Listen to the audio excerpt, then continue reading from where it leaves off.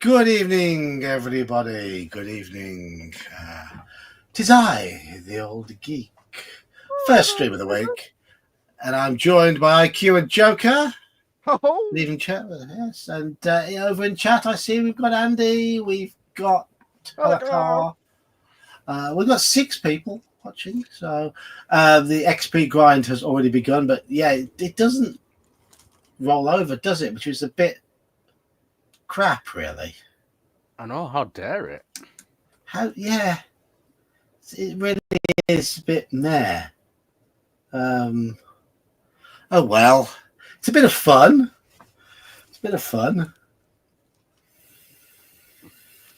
How are you two chaps? I'm good. Not too bad. It's Eid today, so it's been a busy day. You have a few Eids, don't you, though? Yeah, there's 2, technically 3, but we don't celebrate. We're not supposed to celebrate the 3rd one, but a lot of people do. We don't. Right, okay. Basically, one is to celebrate the end of Ramadan, one is to celebrate the pilgrimage to Mecca, and then one is the Prophet Muhammad's birthday. But he said, don't celebrate that, and yet people still do. So, Yeah. Need more Yeah. Halakar's threatening to go completely Leroy Jenkins at the end of the stream to see. I mean, do whatever you want. I don't care. All right, guys, I'm back. Let's do this. Leroy! Yeah. Just don't get yourself banned from YouTube is all I can say. Yeah, Joker. I mean, what? Yeah, Joker. You're celebrating the Normandy landings and the invasion of Europe. I couldn't get myself banned even if I tried. Couldn't you? No, probably not. I think the most likely to get himself or the rest of us banned is Dan. Well, and seeing as you just mentioned his name, that's exactly the moment he turns up. Oh, look, there he is. Yeah. Not even 3 times. First comes Dan, then comes demonetization, then comes cancellation. And welcome to the 21st century. So, tonight's stream, we're going to have a little play of Pendragon, but we're going to do the adventure. There are 2 adventures in the starter set. One is a choose your own adventure type one, which is designed to teach you the mechanics of Pendragon. So that is perfect for tonight's stream, I think. Ooh, so we're going to be going all King Arthur-y. Apart from the fact that we're a little Welsh lad by the name of Di. I thought I'd pick a Welsh name. And he's only a page. He's not even a squire, let alone a knight. Hence, okay. So he's a little page. There's a few skills he hasn't got because he hasn't had a chance to train for anything knightly yet. So there you go. We have a Mercurius. Thank you, Mercurius. Hi. Hey, Mercurius. Who got that one? I can't see. Who got that one? Who got it? Have a look. See who got it. Who got it? That was given to Stu Coco Jeffries. Is that Coco? I don't know. It looks like he's changed his name because that's his picture. Okay. Well, there you go. Do you know why US senators don't use bookmarks? Because they like their pages bent over. Oh my God. That was good. Hey, Dan. Did you hear the insults? I mean, compliments I gave you just then. You summoned him. I was taking a piss. Oh, okay. John was saying to Joker that he'd get banned quite easily. And I was saying, oh, no, the one who'd get us banned most easily is Dan. And then literally at that moment, you showed up.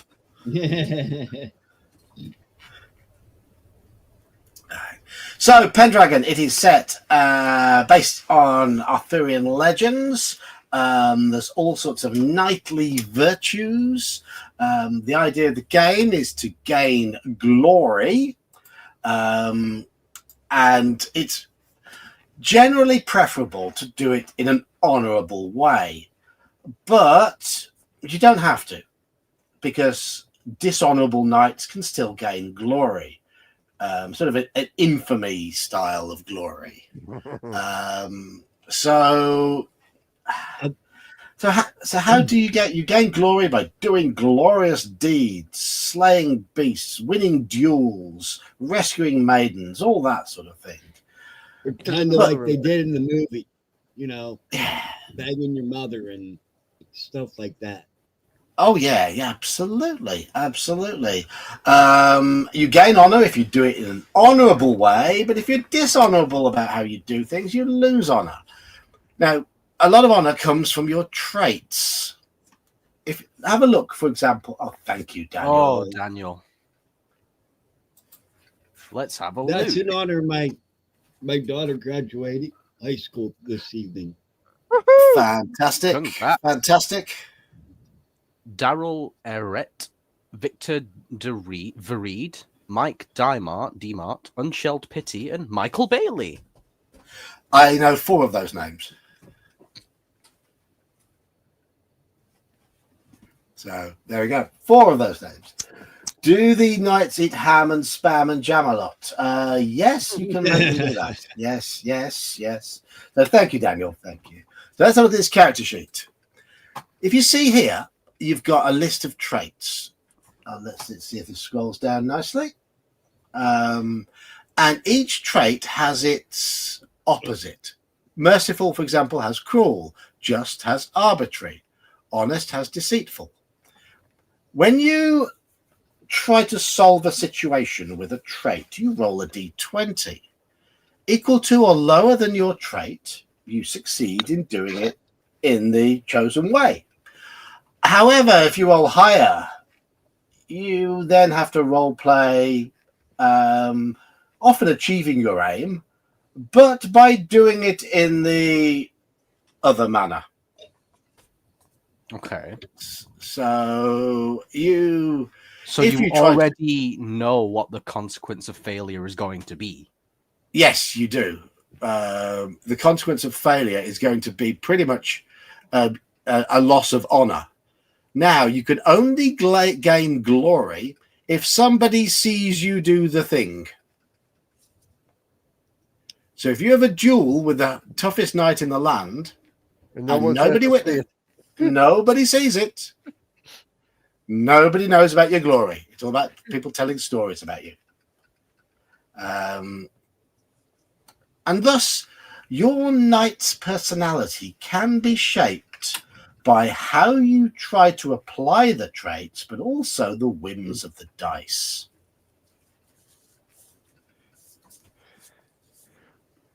There's lots of downtime activities. The idea is you have 1 adventure per year. The rest of the year is downtime activities where you're doing your jobs, and you spend your glory on character sort of development during downtime. And character development can involve getting a wife and getting children. And getting children and creating a lineage is the ultimate aim of the game. So there you go. You don't want your knightly lineage to die out, do you, chaps? It already nearly happened once. I ain't letting it happen again, says Navri. Yeah, exactly. Hello, Jeb. So that's basically how the game works. It looks to be quite simple. Combat does not look to be particularly simple, but combat isn't always at the center of the game. Combat is brutal. Do you have to roll under the number that's on there to succeed? Yes. So Equal to solely easier to do good than bad then. Generally, yes. Yeah. If you roll equal to the number, it is a critical success. Oh, right. Okay, that's interesting. So got 13 for chaste. So it's If not we a tried one to- that's a crit then. No, equal to the number is a critical success. So if you're 13 chaste and you roll 13, then you perfectly reject the scantily clad maiden who's trying to lure you into a night of debauchery. Oh, and I would always do that. Who said they want to succeed in that? Well, but it's all to do with your honour. I mean, if you want to play a knight who is known for putting it about a bit, then it might just affect the quality of lady that you end up with as a You wife. didn't do the Witcher any harm. Why do you think I have? Why do you think I have an 18-year-old daughter and 3 wives? Just saying. Yeah, you've been about the block, haven't you? Yes.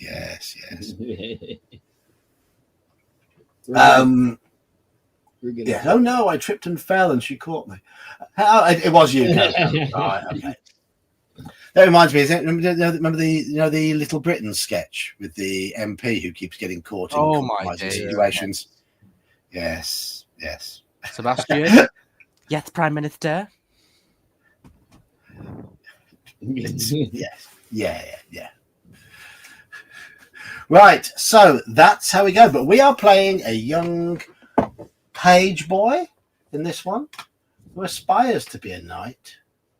And let me have a quick thing of the background.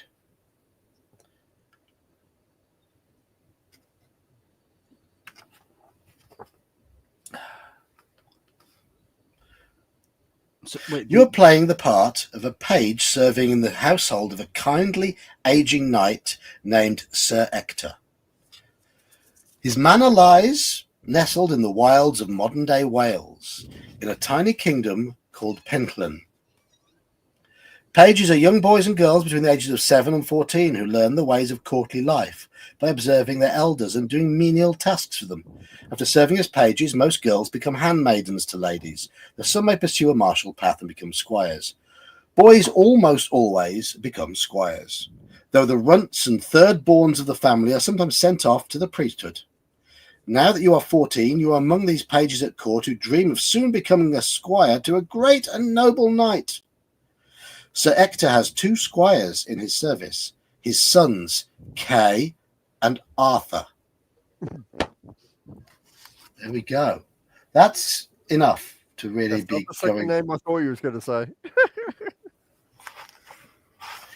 So, this character sheet, is this the pre-gen character that we're using? yes. Though I did have some points to spend, and I have spent those points already. Okie doke. I chose to put points into energetic because I'm young, and I built up some of the skills as well with some of the points. So how old are we? 14. Okay, so we're on the cusp of becoming like past that stage. Yes. Means you're an idiot and you don't listen to your superiors. Ask me how I know. Yeah. Lancelot who'd save others by being chased. Well, he wasn't entirely chased, was he, Lancelot? Guinevere. No, he liked to lance a lot, didn't he? That What? was funny. Right. So, I'm going to start now with. This is the book, by the way. Book 1, The Adventure of the Sword in the Stone, part of the Pendragon starter set. It's Pendragon's 6th edition. It's Pendragon's 6th edition, and it's the last work of Greg Stafford, who sadly passed away before all this was finished.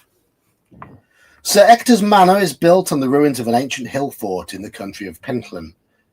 The hall, Sir Ector's place of residence, is a grand 2-story stone building with an entrance on the 2nd floor. On this fine autumnal day, with the harvest done and the air getting chiller, you're enjoying a brief respite from your duties with your friend and fellow page, Alice.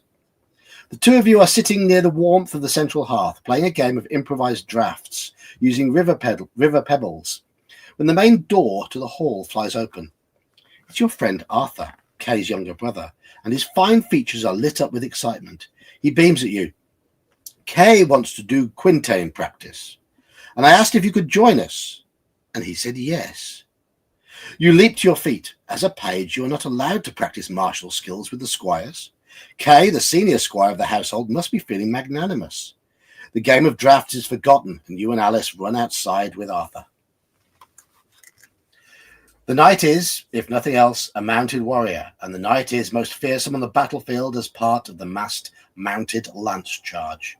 Against this unstoppable force, few enemies may stand. Learning how to ride your horse into battle takes years of practice. It requires riding at full gallop, holding a heavy shield in one hand and a long, wobbly stick in the other, all the while maintaining balance and control of the mount long enough to score a meaningful hit against a target without falling off afterwards. Squires practice their aim with the lance using a device called a quintain. These vary in construction from simple to elaborate. Sir Ector's quintain is decidedly the former, but it serves its purpose well enough. A crossbeam atop a post is used to hang an iron disc about the size of a man's face. The distance from the ground may be adjusted, but usually, like today, it is hung at the approximate point where a precise hit is likely to unhorse a knight. Hello, Robert. The idea is to execute a charge with a lance and try to score a direct hit on the disc, which is moulded in such a way that only by striking the very centre will a sonorous gong sound out. Mm. Boing. A little bit of artwork. Father. Oh, colour. Colour artwork, yes, yes. All out in this book. Fancy. Fancy schmancy. As you run out onto the top stairs, landing outside the hall, you see that Kay has set up the quintain and brought a small stack of rebated lances. Their normally lethal points are dulled with a cloth bundle. Your excitement dims when you see that he has also brought out a mechanical hobby horse, a four-wheeled contraption with a saddle on top, which must be pulled by two others in order to achieve momentum and speed. Kay seems to register your disappointment as you descend the stairs. What do you think? What? Do you think I was going to get Bishop out for this? Bishop is the name of Sir Ector's charger, a fine warhorse who has seen many a battle and bears the scars to prove it. It is enough that the whelp promised to do any chores for a fortnight in exchange for this favour. It is enough that the whelp promised to do my chores for a fortnight in exchange for this favour. Arthur looks abashed. Clearly he did not want Kay to mention this part of the deal. Being an older squire of 17 winters, Arthur has many responsibilities already. Taking on Kay's tasks will mean long hours and sore limbs. Okay. It says here some tips underneath. In situations like this, where it may not be clear how best to respond, you may turn to your traits for guidance. As long as the trait is less than 16, you are always free to choose how to act. However, let us see what the dice have to say this time. This is called a decision roll, and as you roll against two usually opposing traits. It's usually obvious which trait to roll against once you become familiar with their definition. In this case, look to your just and arbitrary traits. Someone with a high value in just has developed an objective sense of right and wrong, while an arbitrary person allows their own biases or self-interest to influence their feelings. Right, would one of you like to roll me a d20? We're rolling against just. We have just of 12. Loading up. He's in. D20, you say? A d20, yes, please. Roll 10. That is a pass.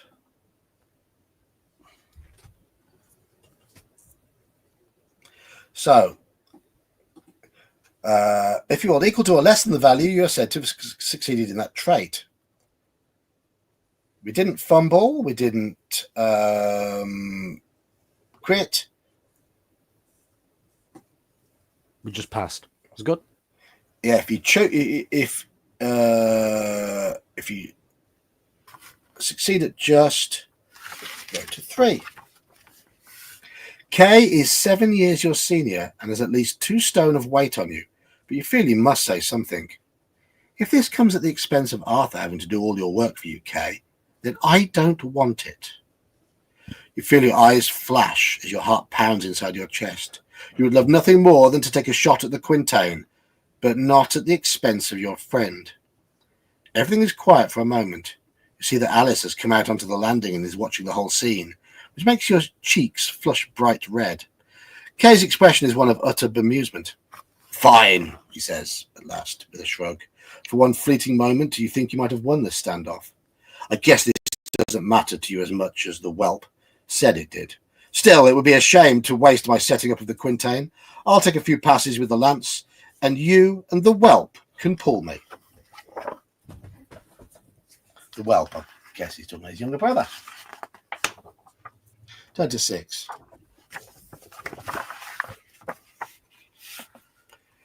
I'm just going to get a bit more light here because the shadows are awkward. Right, there we go. £28. What? 2 stone? Yeah. Yeah. Yes. Hello, Svinfulka. Yes, £28. About 12 kilos, 13 kilos, 13 kilos. About 4 of the lighter boxing weight classes. And there's Jerry as well. Hello, Jerry. You cannot help but feel dejected. Arthur catches your eye as you both move to the front of the hobby horse and gives you an encouraging smile. You can see that he is grateful you spoke up, which helps to lift your spirits. Don't worry, he says. Before you know it, you'll be doing this practice so much, you'll wish that Quintain had never been built. By making a just decision against your own best interest, you earn a check to honor. Yay! Does that? Oh yeah, put a tick on. Yeah, you put a tick in the honor box. There we go. Kay hops onto the back of the hobby horse, causing its legs to bow alarmingly. He wields the lance, 12 feet long and made from a single piece of ash wood, as if it were a stick. All right, horsey, let's go. He pretends to put spur to horse, and Arthur laughs. From the landing, Alice shouts out words of encouragement. Your leather shoes dig into the uneven turf as you pull hard. Even with Arthur's help, this is going to be tough work. Okay, make an unopposed strength roll to see how you fare. We have a strength of 12. Somebody roll me a d12, please. 12? You mean 20? Strength of 12. Sorry, d20. Well, d20. 8. That is a success. Yay. 14.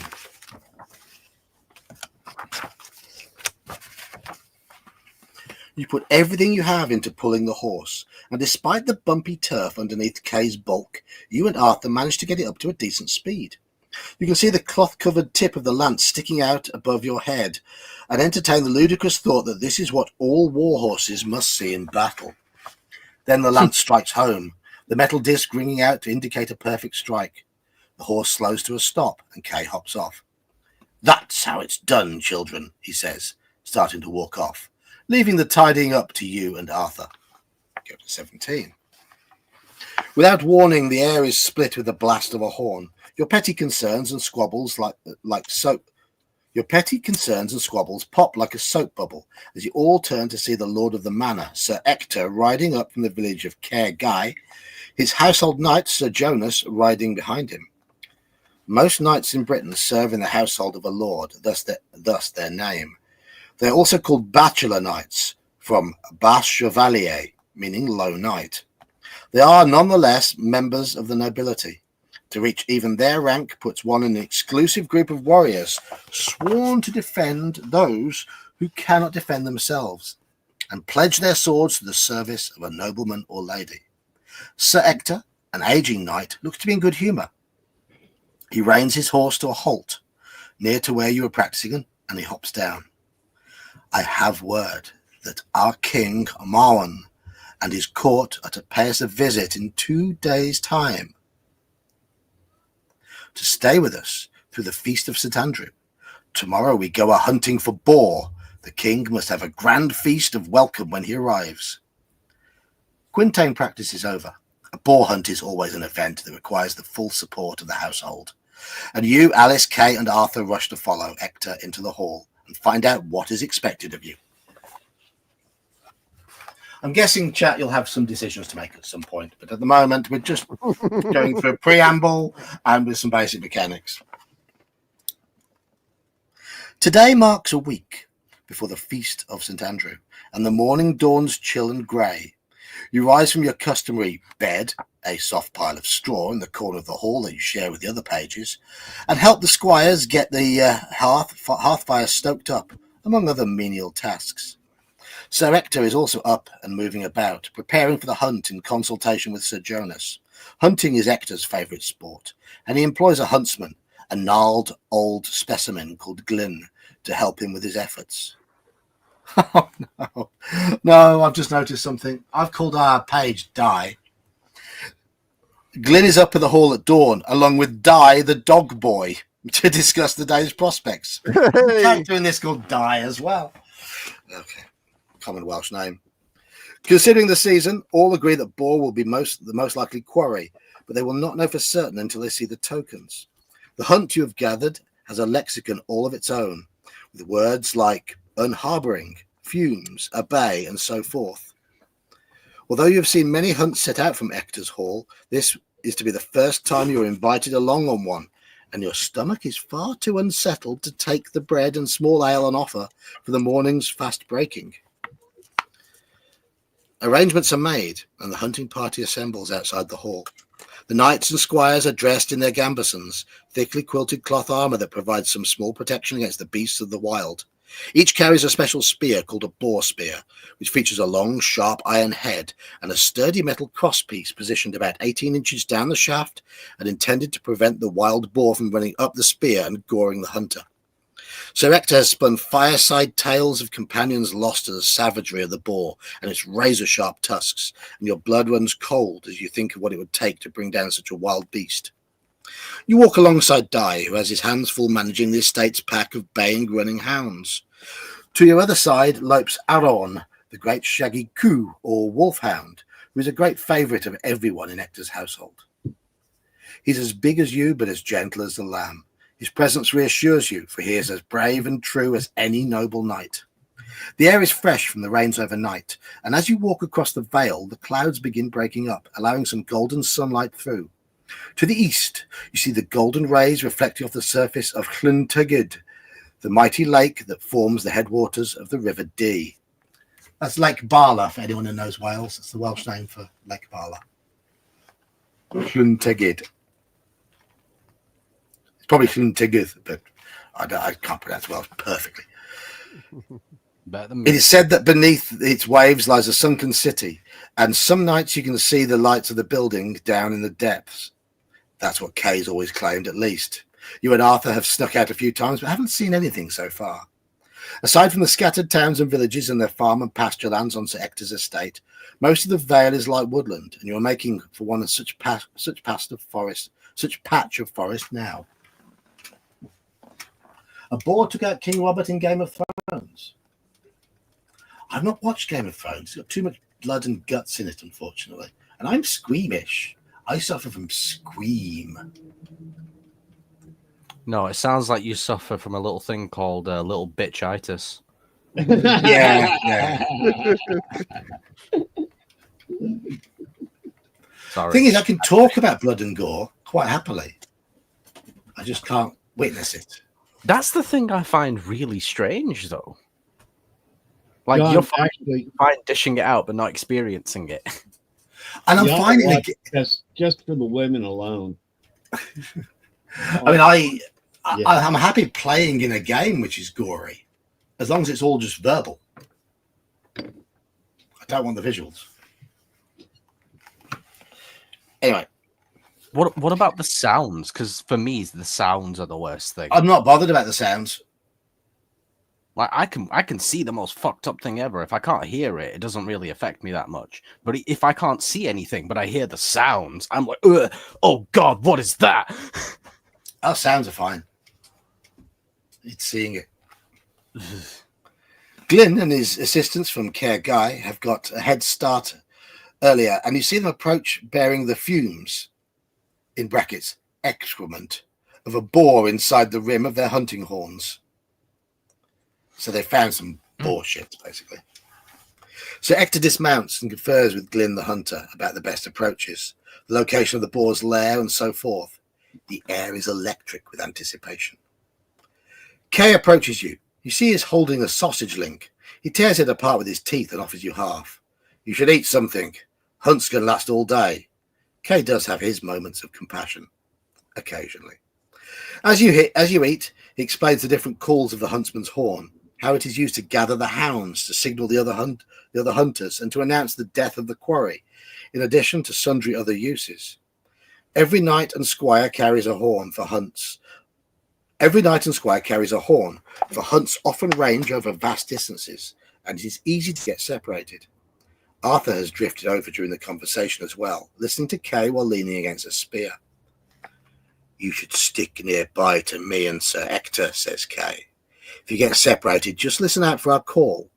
Once we've taken the boar, you will help bring it back to the hall. Just then Glyn signals the finding, the opening stage of the hunt where the beast is unharboured and the chase begins. The hounds set up a tremendous racket and nearly pulled Dai off his feet as they begin moving towards the woods. The knights mount up, and Kay and Arthur rush towards their horses as well before Arthur stops, turns, and hands his spear to you. In case you run into any trouble, he says, his face grim. You feel a wave of gratitude wash over you. It's not as sophisticated as the knight's boar spears, but it's better than nothing. Yes, another sausage fan.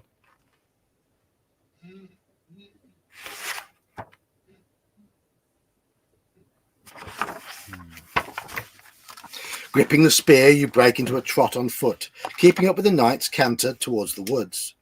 Soon you're among the trees, the dead leaves of autumn crunching softly beneath your shoes. The bracken and branches are not so bad here, and you keep an eye on the knights as they press ahead, dogs and huntsmen in the lead. It's not long before you hear a blast from Glyn's horn. The quarry is found and the chase is on. You see signs of movement deeper in the woods and go that way, your breath ragged in your throat and coming out in great white puffs. More horn blasts, now from multiple hunters, dogs barking and howling, echoing among the trees, shouts fading into the distance. You look around. You're all alone. Okay. Iman, I'd like you to make a roll of our hunting skill, which is D20. 7. It's all D20, right? Yeah. Okay. A 7! Yes! Hey! You have a critical success. The boar has an avoidance skill of 10. The boar fails. Yes!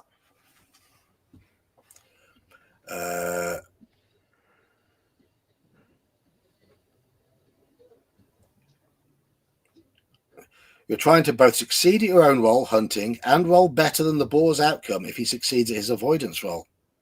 Okay? 7's my lucky number. If you roll a critical success, check hunting and go to 20.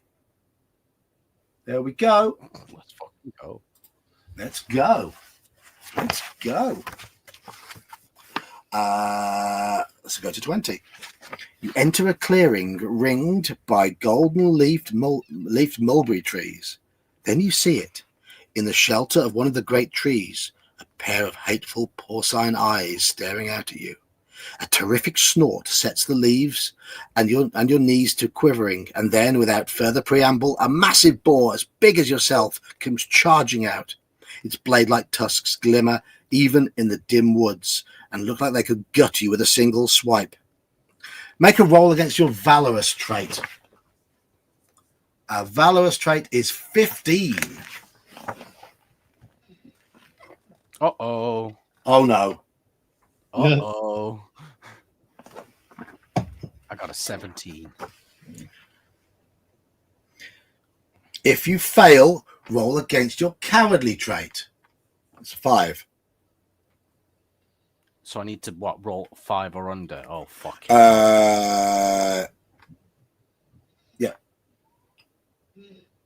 Nope. 17 again.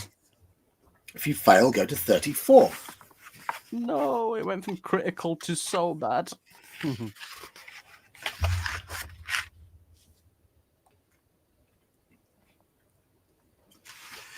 When making a test between two traits or passions, you may sometimes try again after initial failure. Okay, but what justifies that? I'm guessing that'll be in the main rule book.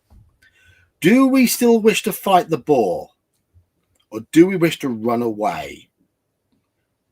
Okay, choice for everybody. Attempt another valorous roll to fight the boar, or simply run away. One more time. No, attempt another roll. Yeah, Roll. Valor. Chat, valor, or run away. Sir Lancelot or Sir Robin? If Hey, it, Sir was Robin. if it was the rabbit, we would run away. Oh Not yes, the yes. rabbit. Yeah. So we stay and fight. Sir Robin all the way. Are we a big brave boy or a little bitch baby? On the search for the holy hand grenade. Right, Iman. If you still wish to fight the boar, roll valorous again. If you succeed, you steady yourself after a moment's hesitation. So roll valor.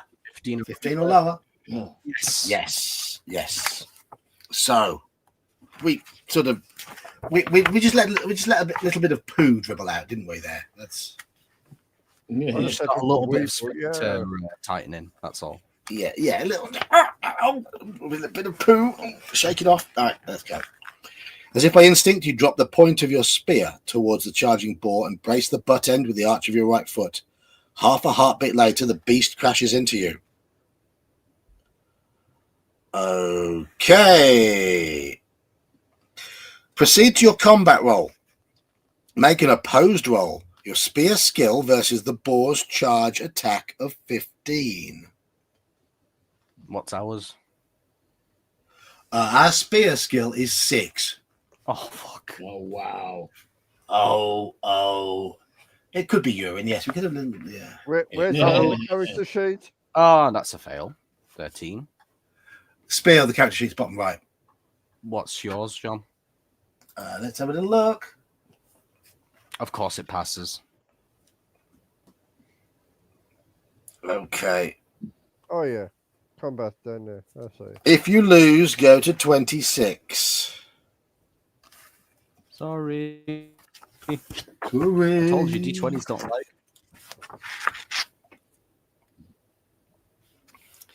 You watch in dismay as the boar neatly avoids your spear point. You barely have a moment to register the gravity of your error when the boar crashes into you.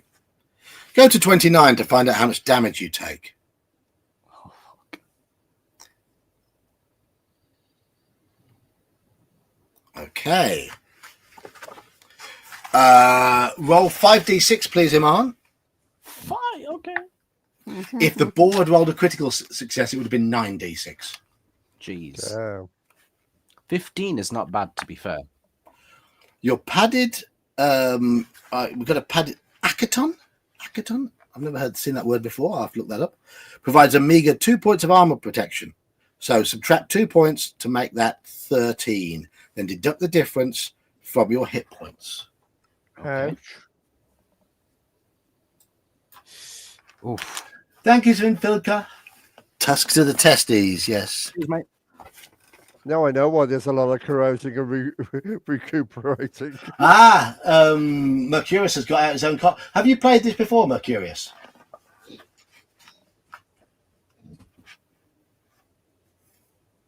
And if I get any of the rules incorrect, do feel free to pick me up on them.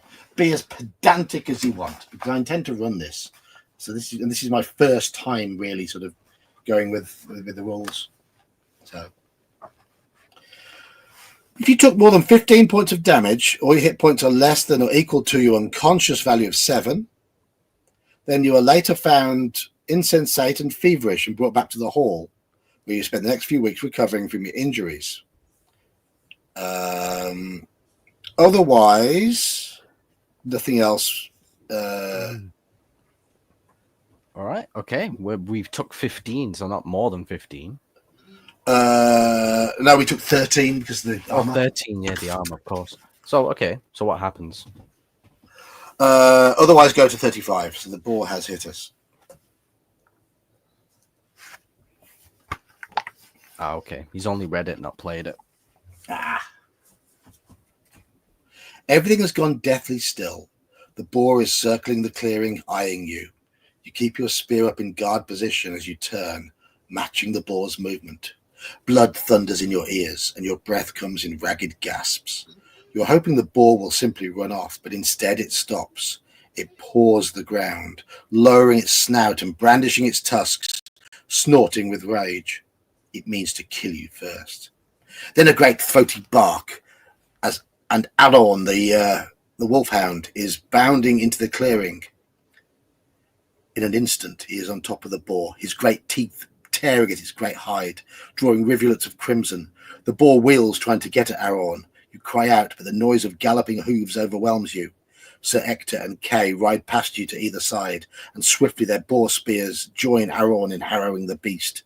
Again and again they drive the great spear blades into the boar's flesh, until at last it collapses under the assault. As Kay blows the signal for the mort, Sir Ector dismounts and runs over to check on you. But Alorn gets to you first, covering your face in great, slobbery dog kisses. If you are wounded by the boar, go to 36. We were. No, we didn't take more. Yes. Our unconscious is 7. So if we drop below 7 hit points, we are unconscious.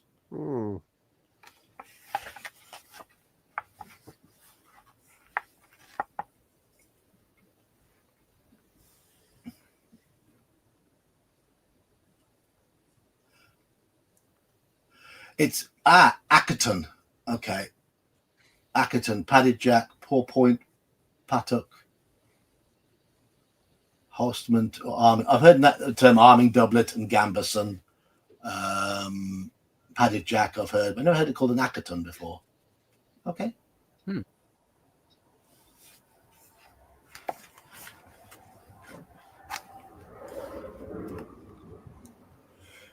So Ector examines your wounds. A look of fear, a look of concern knitting his weathered features. Healing in Pendragon comes slowly as a general rule. Whenever you lose hit points, you regain a number each week equal to your healing rate until you are back to your starting total. You record every loss of hit points from combat as individual wounds. Each wound may be tended to by using the first aid skill. Only one roll is made per wound. If the roll fails, you must rely on the natural or magical healing.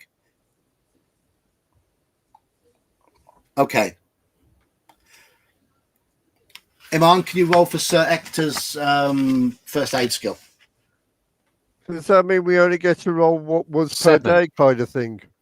Once per wound. Roll a 7. He has succeeded. Good. You may immediately restore hit points equal to your healing rate.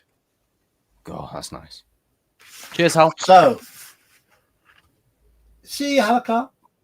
Healing rate is 3, so we go back to 17 hit points. So that's thanks to Sir Ector tending to our wounds. I quite like that. Slow healing with a chance. But first wound was 13.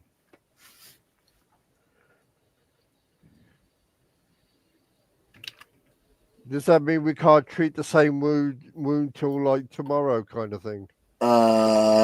You can't, I don't think you can treat the same wound twice. You start healing per week after that. All right. If you're still conscious, go to 53. Okay.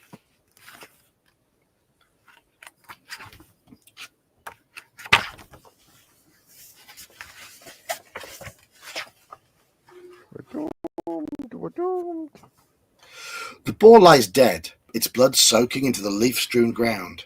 The barking and whimpering of the hounds forms a chorus in the background, but they know to hold back. Their reward is soon to come. Sir Ector takes a stout, sharp blade and begins the unlacing of the beast, first disemboweling it before cutting it into 4 quarters, plus the head. Some of the boar's insides are now thrown to the dogs, while others are set aside for use in the forthcoming feast. Kay blows a complex pattern on his horn to signal the conclusion of the hunt. Spirits are high, and there is much laughter and singing as the parts are gathered for transport back to the hall. You and Arthur hoist a pole between you, from which hang the boar's hindquarters. You arrive back at Sir Ector's hall as the sun begins its descent to the horizon, and a chill westerly wind picks up, blowing great grey clouds across the sky.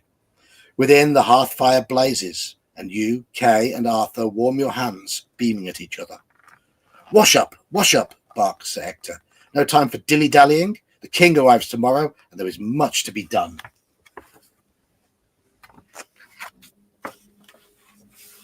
Back in 1976, your experience with were creatures was so traumatic you had wolf's bane in your adventure for the next 2 years. Thankfully, that was just a normal boar, but yeah. First encounter with a werewolf in D&D, or were-boar, or were-tiger, or were-rat, or a were-bear. Depending on how whether you antagonize some of those, they're not all evil. Can be brutal.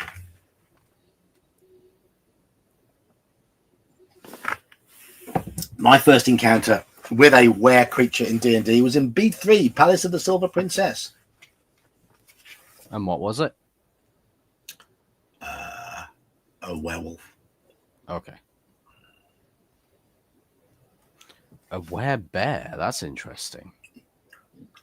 Were-bears are generally good, though. Yeah. Okay. That's And even then better. we're badgers, foxes. A were-badger. Oh, my days. The one Ravenloft book has one. I forget which book it is. Yeah, there's a were-badger. Okay. Then there's a wolf were and a jackal were, Wait, which are they're in reverse. Yeah, they're animals that turn into humans. Oh, okay.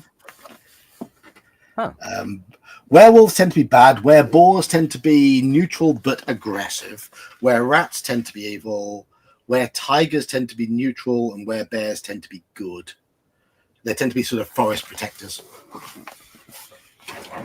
But of course, you don't piss them off because they're also the toughest.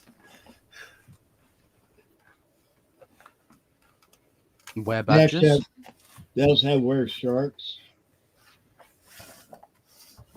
Were-sharks. Fucking Yeah.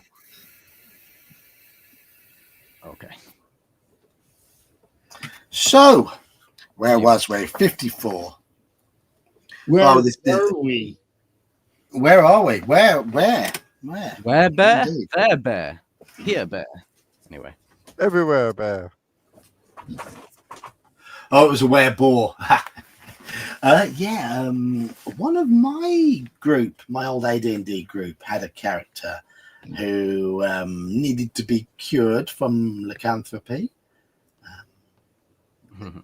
And when they escaped from in the dungeons of the slave lords with loads of freed slaves, because I sort of ran A3 and A4 backwards. Unfortunately, it was a full moon when they got to safety, and the were-boar, as in this character, ran amok and killed quite a lot of the freed slaves. That's funny right there. Oh, dear. Yes. Yeah. Beaver? I don't know. Where is the beaver? Hey.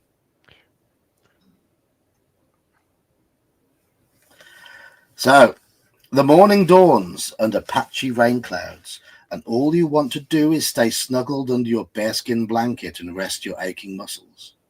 Roll energetic versus lazy. Okay. What's our energetic? 16. Oh, boy. We're bouncing. Oh, we're bouncing. Yes, we're alive. We're alive. Whoa, these dice either really love me or really hate me. Yeah. They decided yet. If you succeed as energetic, you check the trait and you get up in spite of your weariness. If you succeed at lazy, check that instead. It takes Kay's admonitions loudly accusing you of being a layabout to roust you out of bed. Regardless of the outcome, you're soon hard at work attending to your morning chores. Returning to the hall around sext, which is noontime, you find the household hard at work, laying out the trestle tables and setting up the hall for the grand feast. There's a high table where the king and Sir Ector will sit with their favoured guests, and 2 other tables set perpendicular to that, forming a rough U shape. As the boar meat roasts over a spit, filling the hall with a mouth-watering aroma, you help Kay and Arthur in setting up the trestles and benches and laying out fresh hay on the floor. Then Kay, entrusted with his father's keys, retrieves the silver and fine linen from the lockbox in Ector's solar, and the 3 of you set out the service. Sir Jonas, meanwhile, is busy setting up the dresser, a side table where the food is prepared for presentation at the table. With ritualistic care, he sets out the pewter goblets, ewers, and hanaps. Loads of words here I don't know. I really need to brush up on my old English utensils. He sets up the aumbry, a special cupboard where Sir Ector's finest platters are displayed for all to admire. These gold plates, craftily inlaid with pearls and stones, are far too valuable to be used for mere dining. You watch as Ector's tapestries, taken outside for freshening up one final time before the onset of winter, are hung again. They depict scenes of hunting, of battle, of courtship, and the finer things in life. You've studied these tapestries many times over the years, for they hold the promise of the life ahead of you, a life of honour, glory, and valour. Your reverie is broken by Arthur, who runs into the hall. The king approaches! King Moan of Pendragon is a young man of dark hair, with steely blue eyes and a scruffy beard just thick enough to cover his chin.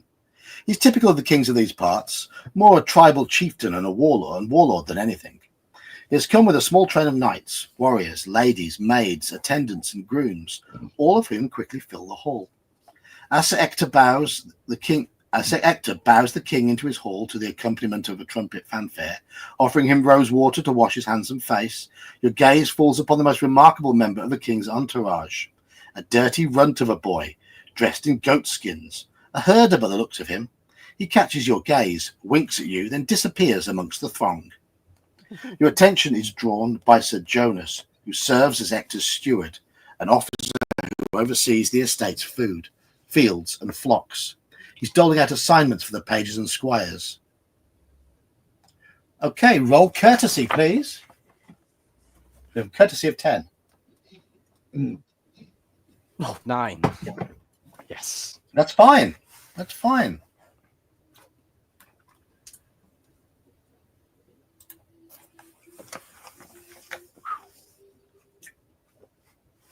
Oh, we've succeeded in a valorous, haven't we, as well?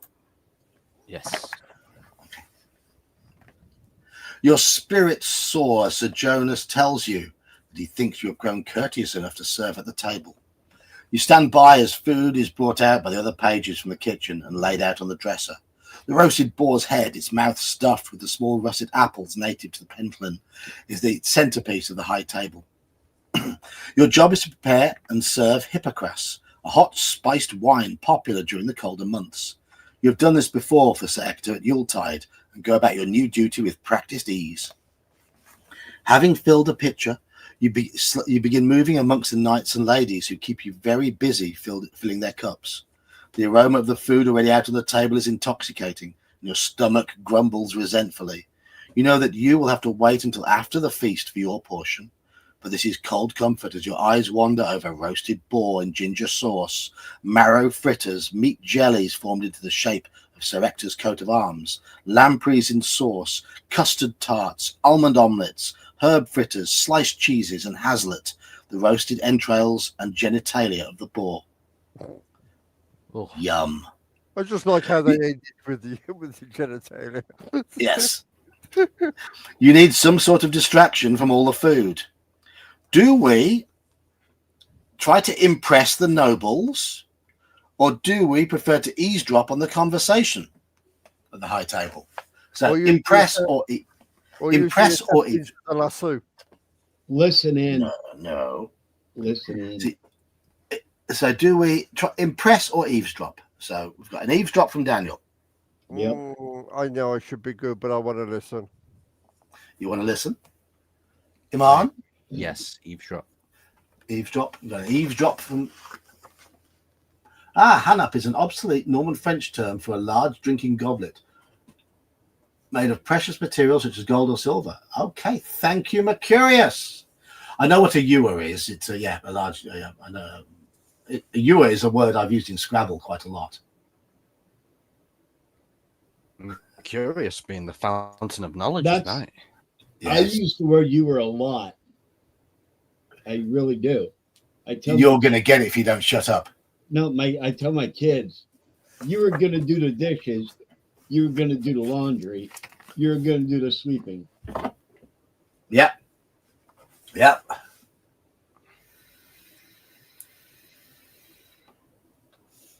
Nothing like conspicuous consumption to sort the patricians from the plebs. Of course.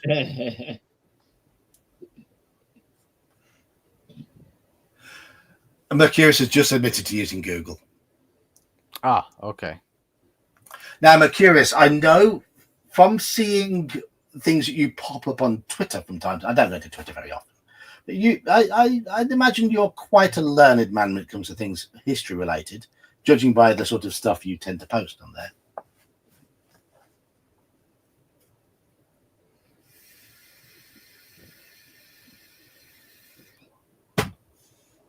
My own history reading tends to revolve around battles, weapons, armor, that sort of thing. Read about kings and queens quite a lot as well. The old Big Boobs magazines. Yeah, I know. Yeah. Okay. I'm going to get us booted. That doesn't surprise me, Mercurius. That doesn't surprise me. That explains everything. My son is talking about burning all his history notes because he had his last history A-level today, and he's got his last psychology A-level on Monday, and then he's finished school for good. That's nice. What? And he's thinking of burning them. He's thinking of burning his history notes because history was such a huge subject. He had to work very hard for history. He's got a distinction. He's got a distinction plus in PE. It's the highest you can possibly get. And I think he's likely to get a B or a C in history and a C or a D in psychology. But it doesn't matter because he's got his apprenticeship. He has got to pass his A levels to keep his apprenticeship and do a maths and English test as well, but not to a high level. So, yeah, I think he really wants to burn his psychology notes more. He had to choose a third topic, a third subject. He picked history and PE because he liked them. But I don't think he's really enjoyed the history topics that he's had to cover for A-level. He got into history from playing the Assassin's Creed games and looking up all the people who are real in it. Not all the people are real, but he looked them all up. And when he was like 9 or 10, he'd sit and reel off lists of pirates, for example, or major players in the American Revolution or whatever, whichever Assassin's Creed he was playing. Well, what did he have to do in history? What did they give him? He had to do a lot on Tudor life. Oh, God. The worst one of all. So I think that annoyed him a little.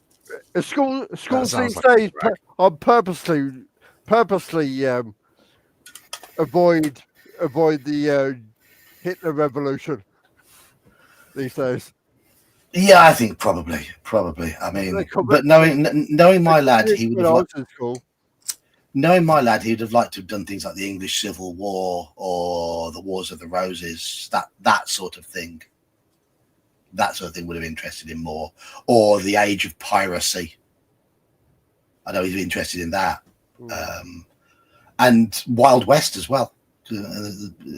All that sort of stuff. Because he, again, through video games, he's interested in all that sort of stuff. But it's all to do with the the guns and the weapons and the fighting more than anything. The assassinations. Well, that's what makes me interested.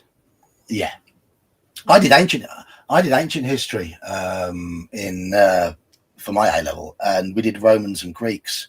I found the Greek plays to be deathly dull most of the time. A couple of them were okay, but I really enjoyed the Roman stuff because it was all treachery and assassination and adultery and murder, and it was great, really, really good. The Greeks was a bit wishy-washy in my opinion. The Romans was where the drama was. Oh yes. The spiciness. We did we did 89 BC to AD 14. Right, okay. Which is the Roman Republic, basically. Sulla through to the end of Octavian, before Octavian became Augustus, because Octavian changed his name to Augustus and became the first emperor. So we covered Sulla from 89 BC to 14 AD. I enjoyed Terracotta Warriors. They were Chinese. Yes. So we did all things like the triumvirates, all the alliances, and how they backstabbed each other, and all the big battles. Actium, for example. Yes. The losses of various legions. Right, anyway, where was I? Where was we? So we were going to eavesdrop, weren't we? Ooh, Yeah. go to 69. Oh, nice. Well, no, eavesdrop. Foreshadowing, perhaps?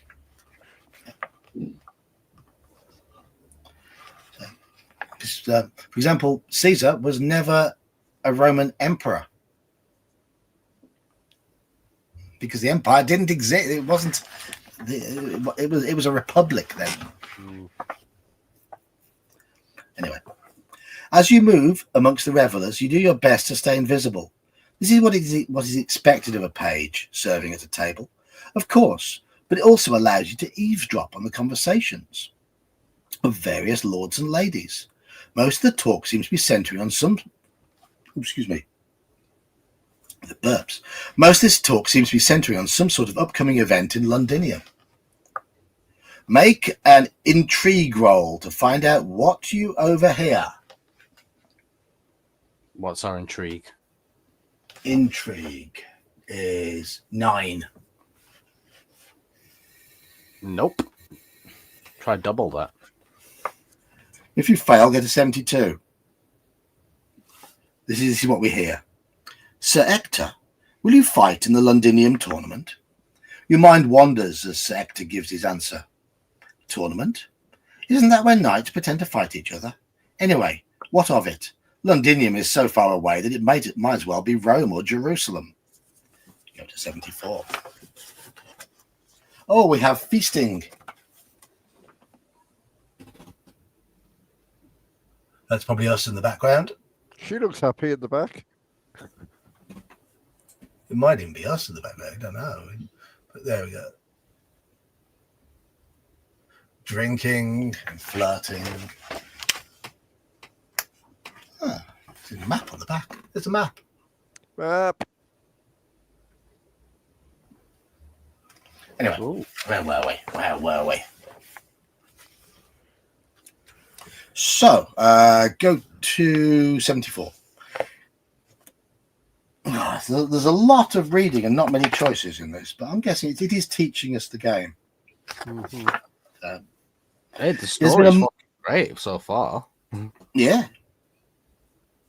It has been a month since you left home in the company of Sir Ector, Sir Kay, and Arthur, and for the entire time you've endured chill wind and rain and blowing snow, leaving you wet, cold, and miserable.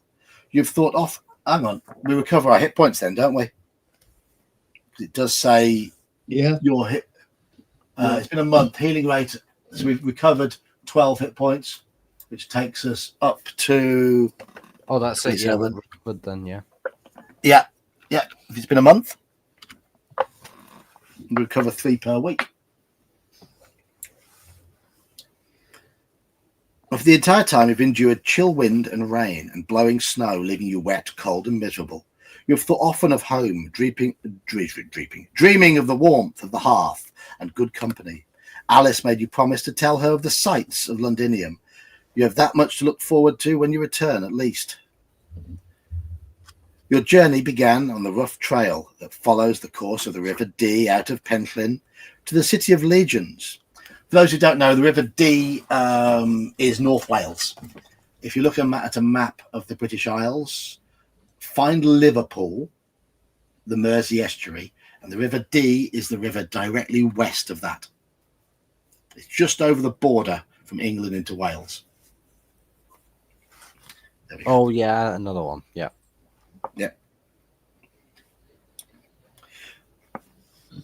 So you follow the course of the River Dee out of Penllyn into the City of Legions. You did not linger long in that thriving seaport with its merchants and travellers from all over the world, or so it seemed to you, before turning southeast along the old Roman road into the kingdom of Cameliard. At Carahay's castle, you turned south and entered the great kingdom of Logres, passing over the Chiltern Hills and through the Roman cities of Corinium and Silchester. The latter part of the journey has been unsettling, like riding through enemy territory, thanks to the constant threat of Saxon raiders in this region. Since the defeat of King Nanteliod of Escavallon at the Battle of Netley Marsh 2 years ago, the Saxon kings of the southeast coast have grown increasingly bold. Sir Ector has had plenty to say about the current political situation during your journey. What you have managed to absorb is that fractious warlords of Britain are doomed to fall one by one to the ambitious Saxons, and that the land is in desperate need of a leader who can unify everyone. Nanteliod was the last and best hope for someone to accomplish this by force of arms. Now, by mutual agreement, a tournament is to be held at the old capital city of Londinium, on the border of the Saxon kingdoms. The winner, it has been agreed, will be named High King, with great expectations to bring the Saxons to heel. Last night you slept in the stables of Castle Staines, where you were surprised to find that the steward in service to Sir Ulfius, the famous Duke of the Vale, was himself a Saxon. Ector explained to you that the Saxons of the county of Berwick have long been allies of the Cymry, your people.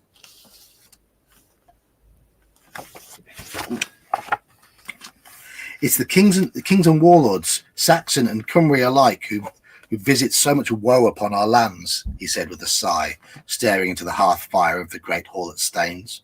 You and Arthur listened attentively. The Saxons have their own style of high king, which they call the Bretwalder. Their kings fight amongst themselves as much as they fight us. And our own counts and dukes, inheritors of our proud Cymric and Roman traditions, lay siege to each other's castles or usurp thrones from those too weak to hold their claim. Everyone scrambles for the prize, and for what? Power and wealth. That's all they care for. Go to 75. There is after I've read 75, there is a thing. This morning you were already on the road when the sun came up and the day dawned. Day dawned cold, but clear over frost-rimed fallow fields and woodland. It's around midday when you first catch sight of Londinium, situated on the mighty River Thames, the greatest city in all of Britain. Its stout Roman walls present an impressive edifice, and within you see countless rooftops, towers, and church spires, as well as the truly magnificent Basilica of St. Paul. How can so many people live so close together? Asks Arthur in wonder, echoing your thoughts. Several Roman roads feed into Londinium. The one you are on, Watling Street, forms the northern boundary of the grounds, marked out for the big New Year's tournament. You see a veritable town made of tents, riotous in colour, hosting many of the visiting knights and lords due to fight on the morrow. The excitement in the air is palpable. Watling Street passes through the city walls at Newgate, which, despite its name, is centuries old. Riding beneath the gate, you note a niche at the apex of the arch, a carven relief depicting the Trojan hero Corineus overthrowing the giant Gog-Magog. Sir Ector told you.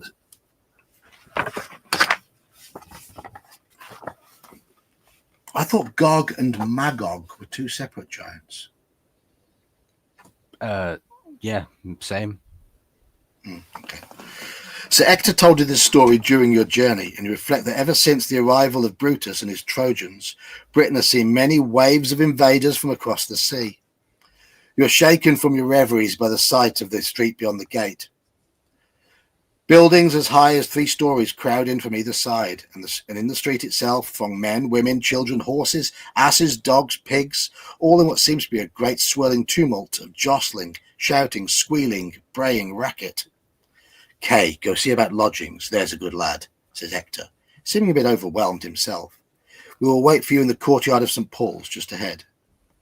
There is little need for Ector to point out the location of the famous cathedral, for it is easily the greatest structure in the city, dwarfing even the citadel of the White Tower and Lud's Castle, the 2 great Roman stone forts on the banks of the Thames.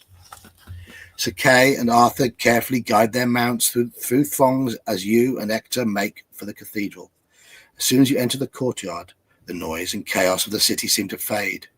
You dismount, grateful for an opportunity to stretch your sore muscles. Then begin tending to the horses. You have barely started on your tasks when Sir Ector calls you over to some sort of monument erected right outside the cathedral's massive front doors. As you approach, you see a strange marvel, a great stone block surmounted by an anvil. Driven into the anvil is a sword, still bright and sparkling in the sunshine.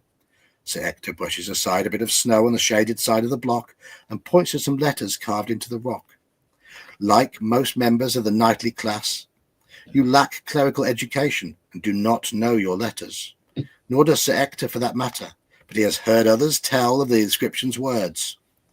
It says something like, "Only the true king can pull me forth," or words to that effect. Many knights, including the best in the land, have tried, but all say that it will not budge even in the slightest. Right, we have a choice. Do we encourage Sir Ector to try pulling the sword, or do we try pulling the sword ourselves? I'm pulling the sword. Hell yeah.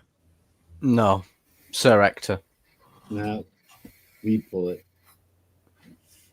So we're 3-1 for pulling it ourselves at the moment. Sounds like my first. Well, we're 14 years old. That's what would be common. I'd have thought.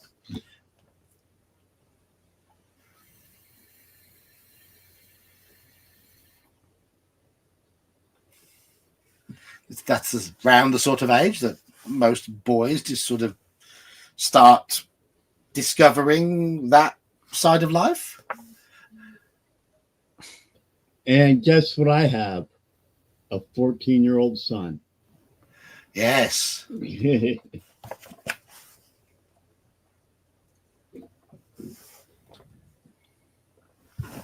Connor, put it away.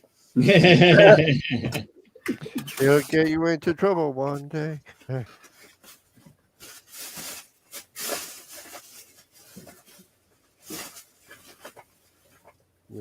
rest of the Everybody Wilson song goes after.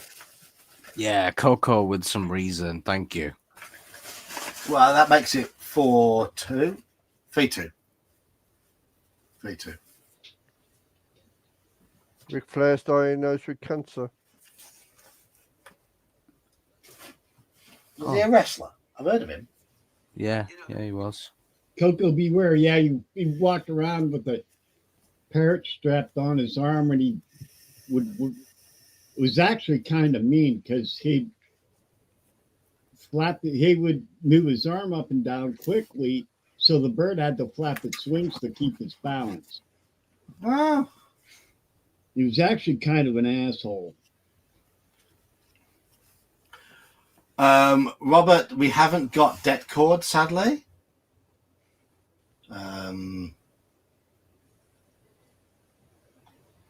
The stupid crown things in the chat.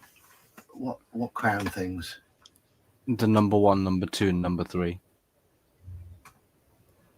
Oh. The new rating system thing that they've got. Oh, okay. Let me have a little look. All right, let me have a little look.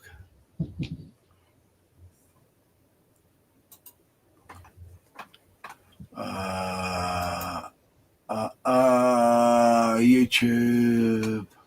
Daniel, are you cooking tonight? Because if not, stop cheating. No, the kids left at 3. It's their mother's weekend. Might be Live. cooking, but it's not food.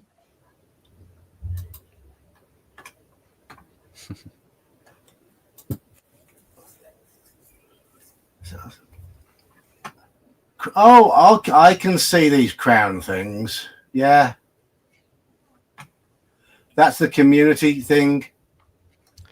And you've got a number 1, Mercurius, because you're on 150 experience points.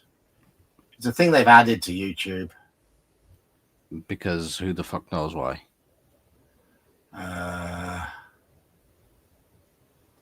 They're doing something for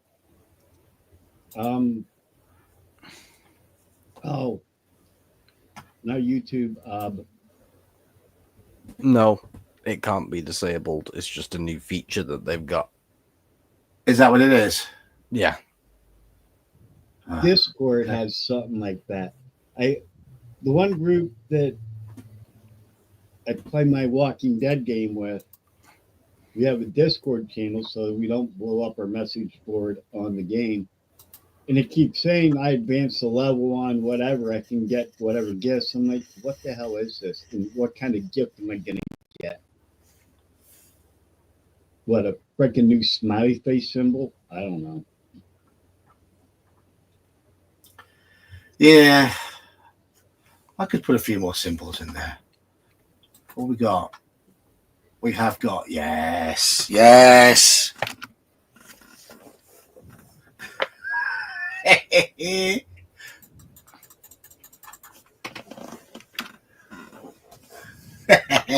you spamming? Oh, I'm spamming, yes.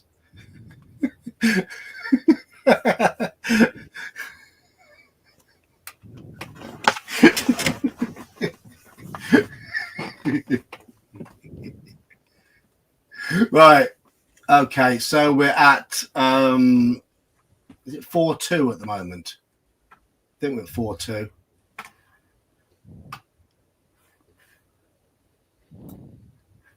Let me just minimize this. Minimize that. Right.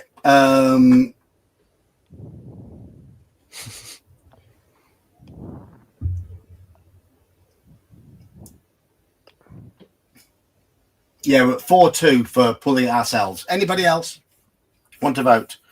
Encourage Sir Ector to try and pull the sword from the stone, or try and pull it from the stone ourselves.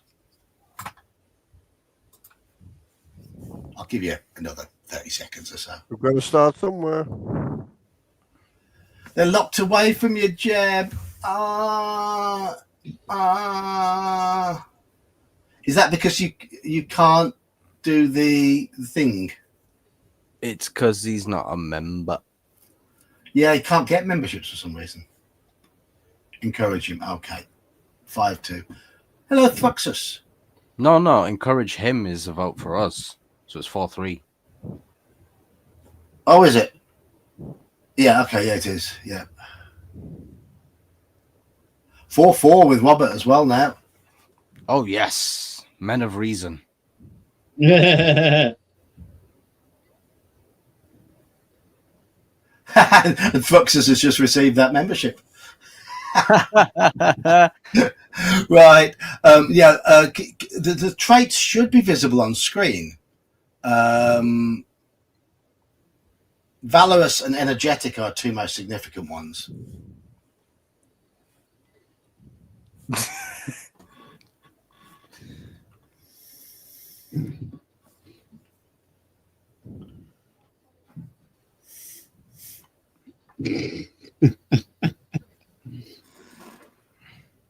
Yeah. You've got to be careful, haven't you, Jeb? There's a thing called a private tab. I mean, what?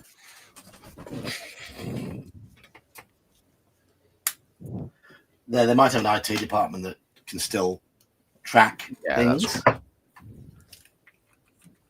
Yeah, that happens once in a while. Yep. Especially if you go through a network server. Yeah, because then they can definitely track you. Seeing as I used to run that network server at a school, and I used to part of my job was to make sure the lovely younglings at the school were not even trying to see something they shouldn't. Yeah. Oh, yes. That's a fun task. Well, see, when I ran my stores, I had to make sure that my assistants weren't doing certain things on the computer. So, yeah, I know what you mean. But the only time we ever had to discipline a student for viewing pornography, or even trying, it was a 17-year-old female sixth form student. And she was looking up lesbian porn. I would And that ask was her out. I would allow that. I would ask her out. well, no, she wouldn't be interested, would she? Well, you never know. So, but the teachers had to address this. Yeah. And according to the regulations, her parents had to be involved. Yeah. Oh, and then she had to come out. Oh, it was, yeah, that all got a bit snarled. Yeah. Got a bit snarled. Well, as a parent, I'd be happy that she were looking at a normal sex and lesbian sex. Oh It's my like, God. yeah, no trouble for us then. No. It's a difficult situation for a family. I know, but just putting humor in it. No, I dated a trouble for woman us. who had at the time, her son was 13. And she goes, Dan, he hasn't expressed any interest in girls. Now, this is back in 99, somewhere around there. Like, he's 13. He's still into bicycles, skateboards, and stupid shit. Don't worry. Well, my daughter was about the same age. And she goes, well, what would you do if Thea came home and said, Dad, I'm a lesbian? I'm like, she's never going to come home and say, hey, Dad, I just sucked a dick. You're not wrong there. You're not wrong. When you have a son, you have to worry about one penis. When you have a daughter, you have to worry about every penis. Yeah. Daniel speaks the truth. Yes. I'm not all stupidity. Just wait on Friday nights. No, sprinkles of wisdom in there. I mean, my daughter showed when she was sort of 6, 7, 8 at school, she had boyfriends, sort of mostly just male friends, because she's always been a complete tomboy. And then from the age that she sort of really became driven with sport, she showed zero interest. She worked on too busy doing sports. You don't have. She worked on a sport. She worked really hard at school. She worked really hard to get her apprenticeship. And it's only really been the last 6 to 12 months where she started seeing a guy, and she'll turn 21 next month. Yeah. So it just when they're interested. Yeah. My daughter, in 2 weeks, her boyfriend went into the Navy last year, and in like 2 weeks, she's going out to Michigan to visit him for a week. No, she's leaving Saturday. Okay. Oh, I just got told Saturday. But anyhow, so I have to be like okay, you can go on a trip to go see your boyfriend for a week, and I can't be there with you to protect you or to guide you or to make sure you don't do anything stupid, which she won't, but Well, for her 21st, my daughter's going on a girls' holiday with her best friend from the football team to Greece. Boyfriends are being left at home, and they are going to drink lots of Greek wine, eat lots of Greek food, and sun themselves. and look at a lot of nude statues. Probably, yes. Right. So Thuxus has to worry about all of it because Yeah. he's on his buyout. Right. Yes. So what is each of your significant traits? Can you see? You should be able to. We're only a page, so we were limited into what skills we had. It's a pre-gen character with this. I did a little bit of modding that you're allowed to at the start, but energetic and valorous are the ones I made sure were good. So there we are. Right, where were we? We're at 4-4, aren't we?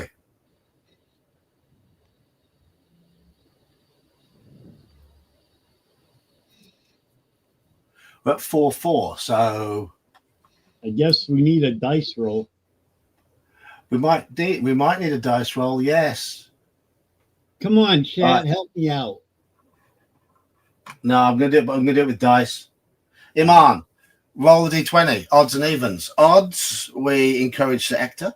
Evens, we try and pull the sword ourselves. Yes, Come sir. on, you better roll correctly, or else your character won't die. Yay! Odds. God.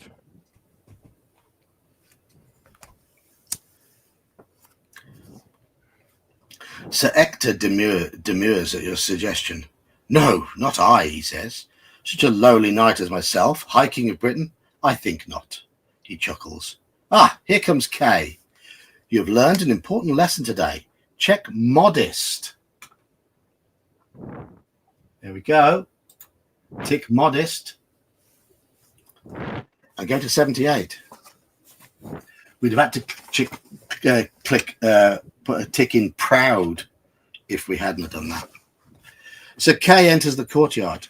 I found an inn with a room available. Last one in Londinium, or so the old crone who runs the place claimed. Father, I think every knight in Britain has come for this tournament. Kay's eyes are bright with excitement, and as the shock of the city has begun wearing off, you can understand why. Save for Rome and Jerusalem, Londinium must be the greatest city in the world. This excitement is infectious. You help lead your mounts through the streets to the inn stables, get them unpacked and settled in, and report back to Sir Ector outside the inn itself. I expect you'll be wanting to see the city then, he asks. Take the afternoon to explore, but mark that you're back by supper time.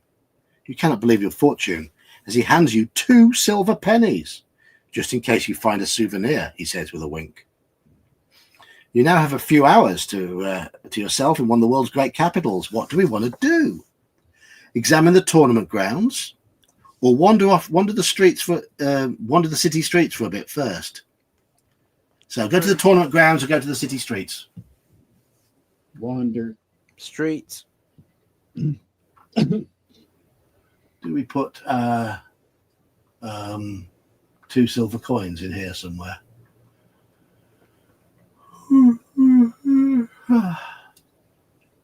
No, that's the only cash.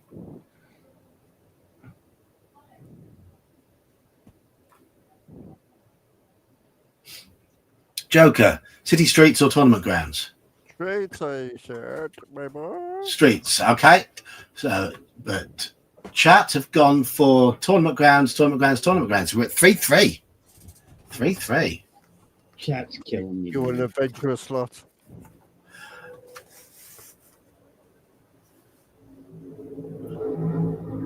The curious walks the city streets. That's a lyric from a song. Yeah, I can't remember which song it is. I've got the song buzzing in my head and I can't get. Boulevard of Broken Dreams. That's it. Okay, yep.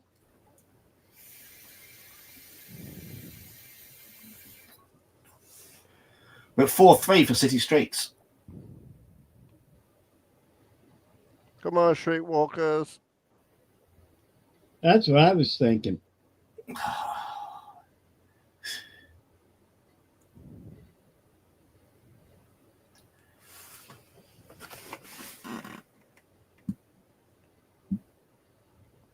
Street light. Just trying to get the other song out your head. Replace it with the different one. Which one were you singing then? Street Life Street Life, yeah. by the Crusaders. I believe so.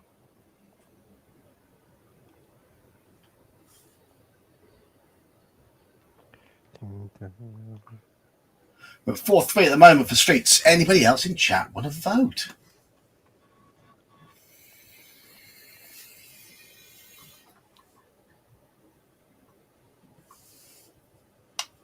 Time is it?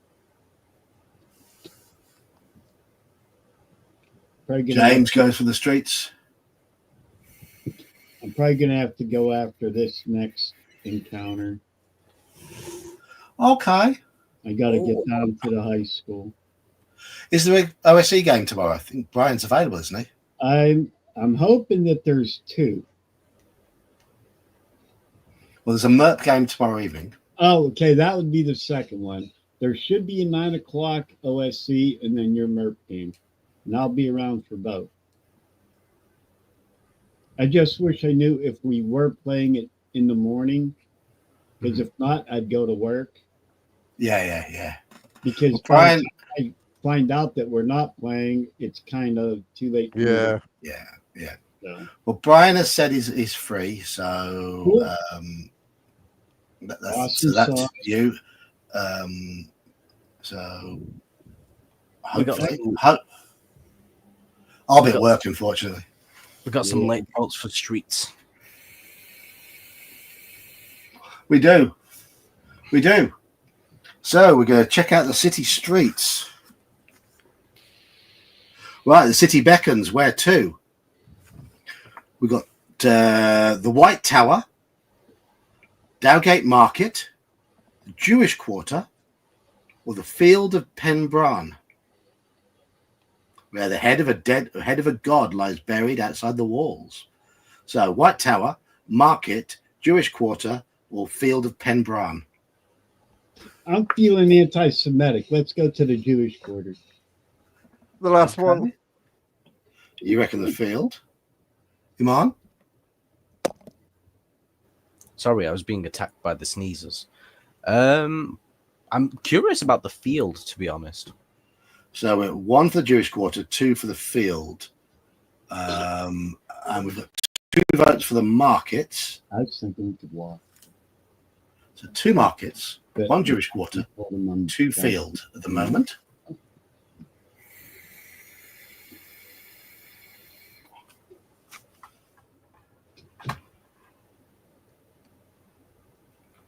Yeah, I'm thinking Jewish quarter. We might, and I'm not trying to be racist, but if it goes by how history went, they would have been the merchants. So maybe we can find something to buy. There is that point. Yes. Just saying, because it's playing kind of along the historical line. So that would be It is, yeah. So no, I'm not trying to be an asshole about it. Well, they were known for being sort of the bankers. Correct. Yeah. So Mercurius is going for the field. So the field is now in the lead.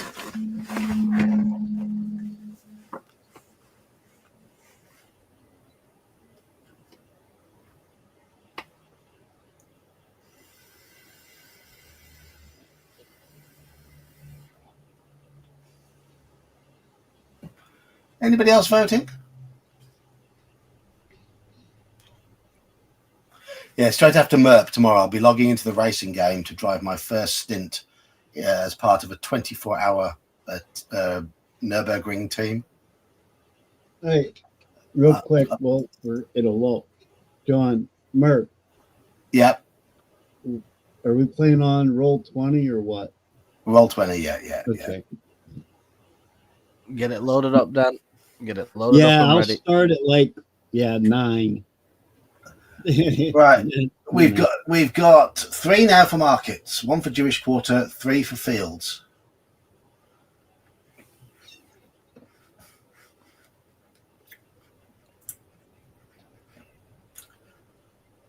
Anybody else going to vote, or shall we have a roll off between fields and markets?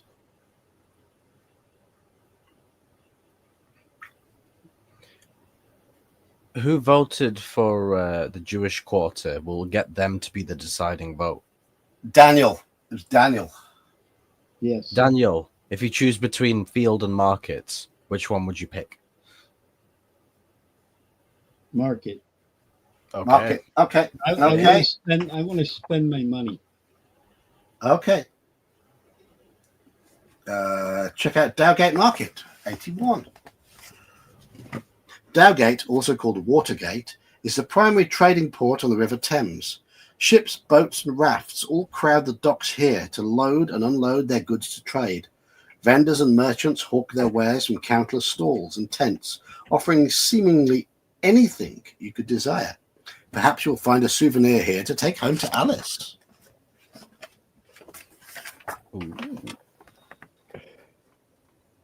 Oh, I need to show you the cover. Jousting.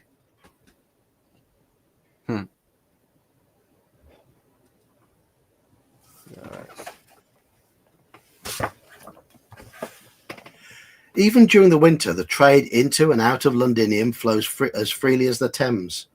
You wander amongst the stalls, taking in the aromas of spices from far Araby and roasting meat from the food vendors, and marveling at the piles of fine wares on display, when your path is blocked by a warty old man dressed in filthy, stinking rags. His watery eyes seem to stare right through you to your very soul. He smiles, revealing a bank of crooked teeth as he leans upon his walking stick. He seems somehow familiar to you. "Spare some money for a poor old beggar, master?" he inquires, the stale smell of his breath washing over you. Do we give him one of our silver pennies, or do we ignore his request and push past?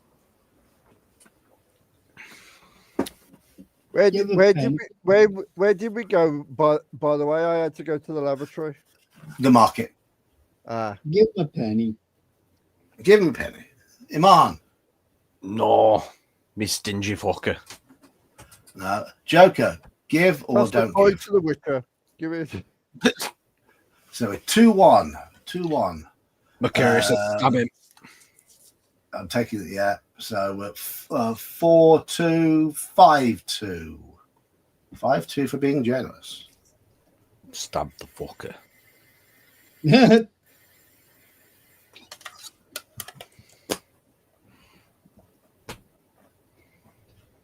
All right, gents, I gotta go. I'll talk to some of you tomorrow.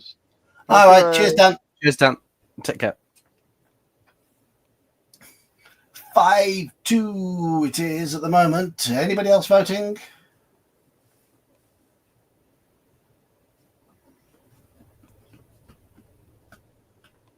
Yeah, I've got a long day tomorrow. Work from 9 till 6. Home, eat, run MERP, 8 till 11. Then I'm driving as part of a Nürburgring 24-hour team for at least a couple of hours after that. And then a few hours sleep, then up early in the morning to drive another stint because the race is running from about 1 p.m. tomorrow lunchtime to 1 p.m. Sunday. Man, which are your shifts? I'm doing a double stint in the night and one stint on the Sunday morning. Right, okay. Because I can't make any earlier than that because I've got prior engagements, work and MERP. So,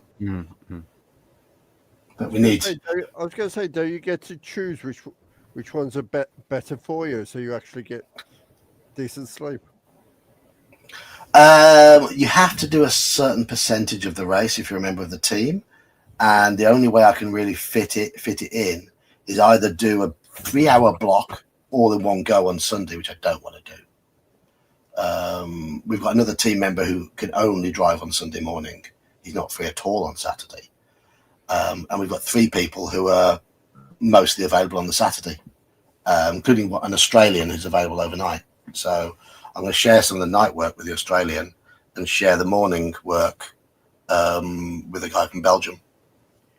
Oh, so you could choose to do it all in one and get out done with if you wanted to. You can do, yeah. It's not advisable. That's actually so. You get someone from like California, and then you get someone from the UK, and then you get someone from Australia, and then you the whole thing covered. You sorted. Yeah. Right, so we're giving the penny. Giving the penny has won. 82. You reach into the purse hanging from your belt to fetch a penny, only to find nothing in there. At some point while you wandered the market, some sticky-fingered thief made off with your money. The beggar chuckles at your dismay. Seems you have a bit of luck, young master, he says, but despair not. Fortune is often found where you least suspect it. Before you can react, he reaches behind your ear and whispers, and withdraws an old Roman gold solidus. Keep this. Do not spend it, and you will come into wealth many times its value. You begin to stammer your gratitude when you are interrupted by the cry of an alewife. You stay away from that child, Merlin, you old coot, she says, barreling in between you. We don't need any of your devil-spawned sorceries here. No, we do not. The beggar takes the alewife's assault in good humour, merely tugging at his forelock and walking off laughing. And then it strikes you. This was the same person who accompanied King Moan's party, though back then he went about in the guise of a simple goat herd. Your intentions were good, and you were rewarded beyond your wildest expectation. Check generous and go to 89.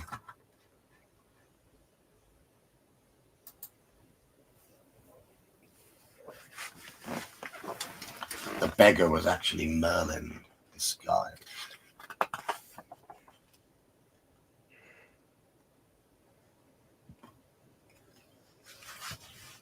Pardon me.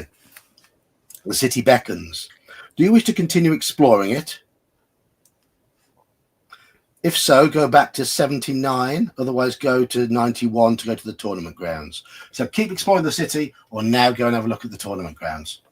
Carry on. Yeah, keep exploring. Okay. Keep exploring the city, or go and have a look at the tournament grounds. Chat, your votes. Obviously, we've now got a gold coin, but no silver. And Merlin has said, don't spend it.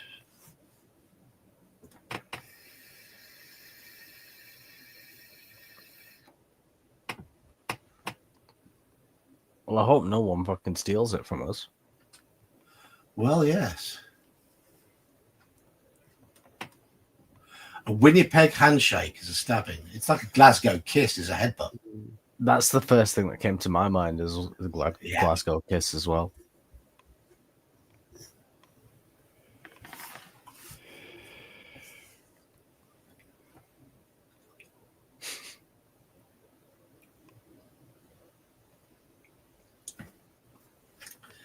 Coco says city. I'm taking James's good to get the lay of the land as explore. Yeah. Gonna go another 15 minutes before Betty buys. Long day ahead tomorrow. Alrighty. Yeah. Well, if I don't speak to you before your race, good luck for it. Thank you.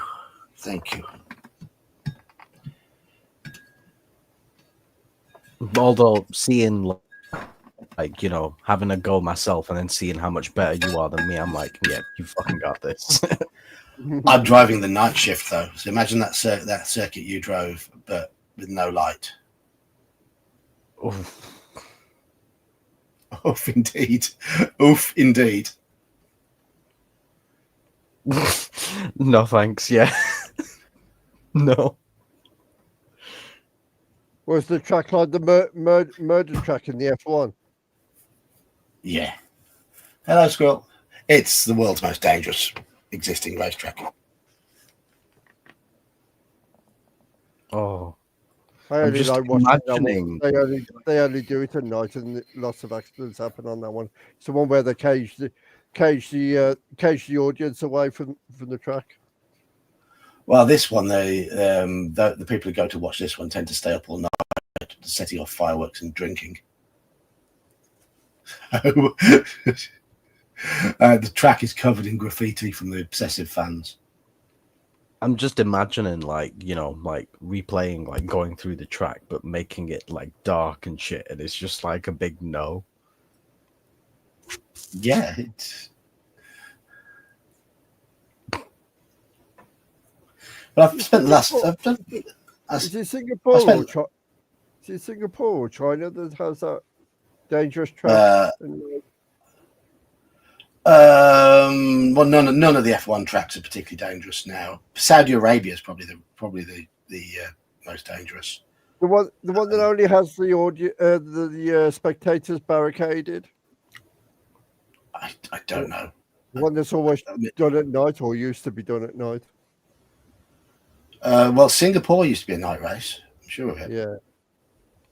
The one that was always guaranteed a crash or two. Well, there's that. There's Monaco. There was always a crash as well.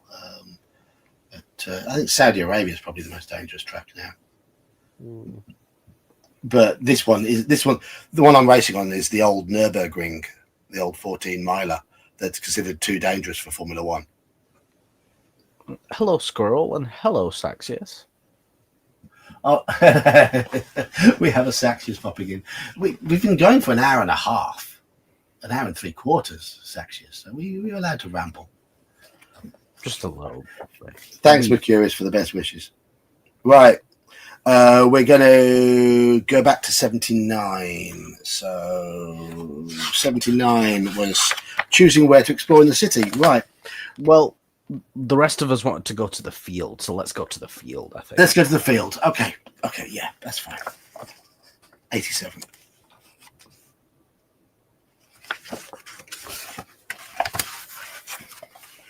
During your journey, Sir Ector spoke briefly of a field outside the walls of the city walls called Pendragon. The druids and pagans say the head of the old god Bran lies buried there. He said, looking uncomfortable with what he clearly felt was borderline blasphemous talk. He spoke no more of it during the trip, but you resolved to take a look for yourself, if possible. You passed by the massive Holy Trinity Priory and through Aldgate. A passing crofter points you in the right direction, and soon you find yourself standing in a small meadow. The battlements of the White Tower look down on you from the south, flocks of ravens circling above the ancient citadel. There's nothing terribly remarkable about this spot. Had you not heard of it, you would never have suspected there was something special about this field. You are not the only one here, though. Through the chill air, you hear the strumming of a harp, clear and lovely. Looking around, you see a man of early middle years sitting under the boughs of a small oak tree, growing at the edge of the field. He wears a fine woolen cloak woven in a checked pattern and seems lost in the melody he's plucking out on his lap harp. Do we approach the man or do we head back into the city? Approach. Let's listen to the tune. Approach the man or head back into the city, chat.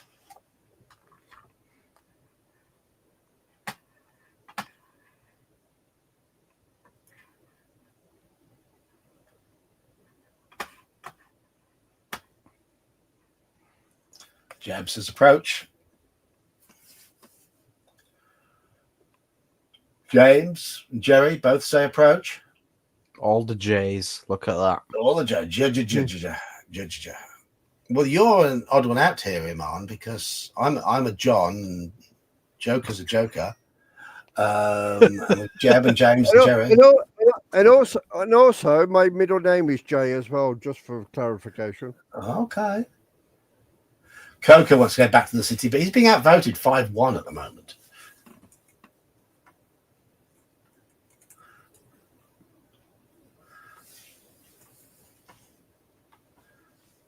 Sorry, did you say something, John?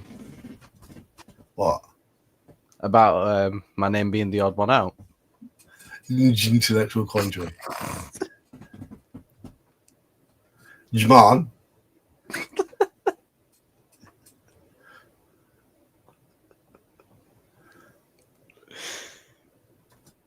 Sorry, that's way funnier to me than it should be.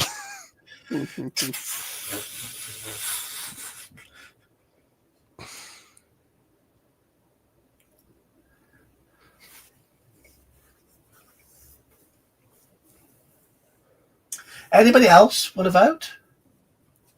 Nah, just approach. Okay, well, we're going. It's 5 votes for approach anyway, isn't it? So that's got it right. It's 88. You approach the man who looks up as you draw near. Though he does not cease his playing, he seems friendly and invites you to have a seat next to him. The melody changes, and the man begins to sing a haunting dirge. His song tells of Bran, lord of the pagan underworld, whose life was full of marvels, but who saved his greatest marvel for his death. In his last fight, Bran was mortally wounded, but rather than despair, he gave his friends strange instructions. To cut his head off and bury it just outside of Londinium. He prophesied that no invaders could harm Britain as long as his head remained buried there. Thus his friends decapitated him and set his head at a table like an honoured guest. For 7 years the wondrous head entertained them with songs, stories, and riddles, and they did not perceive the passing of time. Thus they failed to comply with Bran's request. Then his 6 companions regained their senses. As ordered, they buried Bran's head outside Londinium, where it lies to this day. If you wish to give the bard one of your silver pennies in thanks... No, we haven't got any silver pennies. With his song concluded, the man stands, gives you a friendly nod, and walks off across Pendragon, disappearing through a bank of hawthorn trees on the far side. Check folklore.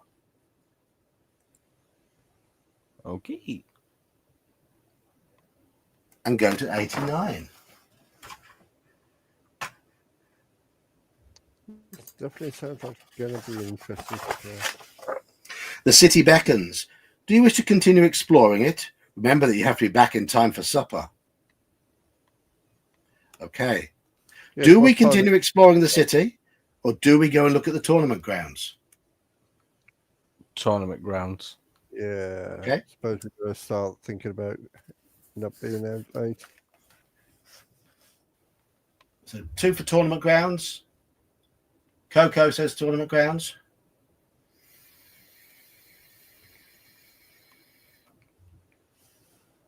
Jeb says tournament grounds. Jerry says tournament grounds. That's now 5 votes. We've only got 9 in chat. So tournament grounds is winning. 91. To the east of Londinium proper, between Watling Street and Fleet Street, a large area of untilled fields has been marked out for the big New Year's tournament. The concept of a tournament was the subject of much debate between Sir Ector and Sir Kay on the journey here. It is something new, something unfamiliar, and so Sir Ector is naturally suspicious. "'Tis but a Frankish thing, a custom from the continent," he would sniff derisively. "No substitute for the proper battle. You use blunt weapons, you know. Where's the challenge in that?" "We use blunt weapons when we practice at home," Kay would counter. "I'm rather looking forward to the opportunity to go against some of the greatest knights in Britain without having to risk life and limb. It sounds like jolly good fun. Besides, we do enough of the real thing. Too much, if you ask me. These tournaments, if they catch on, could be a good way for us to work out our aggressions without having to go to war all the time." Now walking the grounds, you spot several interesting sites to explore. Looking at the tents, you note several well-known standards flying from tent poles. Perhaps you might encounter a famous knight while walking the aisles. Then there is the market, where you see vendor stalls and some kind of entertainment taking place. Judging from the shouting and cheers, as well as the barking of large dogs, you would guess it's a bull baiting contest. Lastly, and most curiously, you spot a corral filling with squires armed with staves. If you did not know any better, you would say that a fight is about to break out. Go to 92. And 92 is where we will end tonight's stream, because there's a lot of choices there. So I'm going to make a note on the character sheet, under equipment, under notes, 92. And we will continue this next week, because I think it's a rather good, okay, it's a familiar story, but I think it's quite well written. Yeah, Quite the way enjoyed it's told is, it's evoking really good mental imagery. Yeah, it is. It is. And if the game plays like this, I'm looking forward to running this. Yeah. I need to read up on the combat mechanics, though. So I hope to run it next Wednesday. Hopefully, I'll have the combat mechanics off pat, and there are no character creation mechanics in in this set. So basically, we got what we're given pre-gens. Yeah, there are some pre-gens. So those who want to play next Wednesday, you'll get a pre-gen, and we'll run the second scenario, which is actually a follow-on from this. We might be jumping ahead a little bit, but it doesn't matter. It doesn't matter. Jeb, are you off for 2 weeks then, are you? Going somewhere nice? Oh, dear.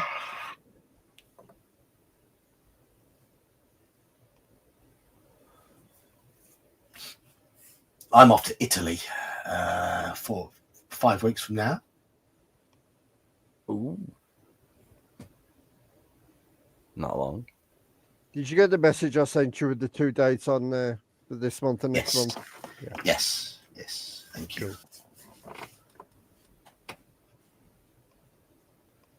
Yeah, we've got a family trip to Italy organised.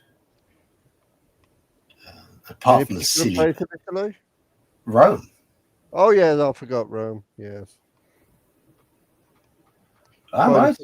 Try to put pizza straight. Well, I won't be eating pizzas.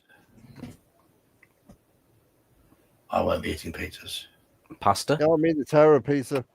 Oh, the Tower of Pisa. Standing at the bottom. Well, we won't be visiting the Tower of Pisa, unfortunately. We're only actually in Rome for 4 days. We fly out on the Monday, come back on the Friday. Yeah. So we've actually got 3 full days there, plus the remainder of Monday and Friday. So we're going. I guess you'll be walking past the famous water feature thingy. Oh, we're gonna go and see the Trevi Fountain. We're gonna go and see the Basilica, the Vatican Museum. We're gonna climb the Palatine Hill. We're gonna go and see the Forum, and we've paid for a tour of the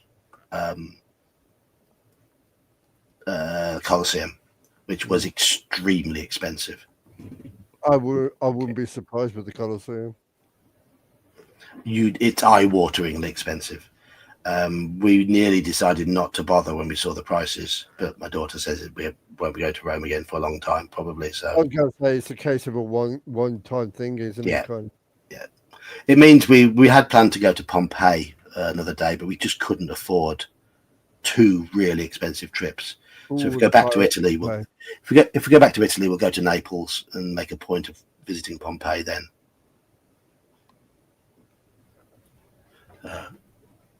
Yes, pizza without cheese. You can do that, but in Italy, it might be a bit odd asking for that. I'm going to eat lots of pasta. Pompeii. Upstairs, salute, naughty. So, but no, I mean, if I say for a family of 4, for a guided tour of the Colosseum, including being able to walk out onto the arena and go into the gladiator pits, it's costing us £160 each. Whoa. £160 each. That's a fair bit. Yeah. We thought it might be £200 for the 4 of us, but when it came to 660 quid, including booking fees and everything, it was just like, my God. Well, if you want to make it sound not too bad, I mean, come on, look at some of the concert prices. They're close to 100 for one, depending on who. Yeah, some of them are well over that. Yeah. I mean, Pompeii would have cost us an extra 120 quid for pretty much the cheapest tour, and that would have been a 14-hour trip, about 8 of which would have been sat on a coach. Yeah. We'd be looking at 150 plus for to go by train, which would be much quicker. Are we traveling back in time? The prices aren't.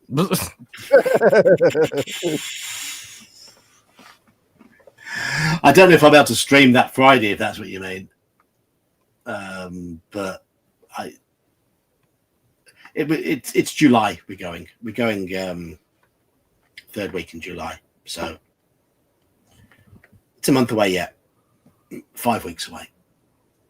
Yeah, 275 Canadian. Yeah, give you an idea. Oh, for that price, yeah, yeah, getting to dress up as gladiators and stab each other with tridents and swords. Yeah, I think that'd be a bit of fun, actually. You could do like the one of the Fighting Fantasy game books has the intro where you're in the arena and you're having like the fight with the trident and net. Yeah. The Retiarius versus the Gladius. I don't think the Gladius is the sword, isn't it? And different gladiator. What's the name of the? I know the Retiarius is the net and trident. What's the name of the gladiator who's heavily armed with a sword? The armor. Brutus. I don't know. I used to know all of them. I used to have them all memorized. Because the Gladius is the short sword. Murmillo, yes, that's one of the ones. Yeah.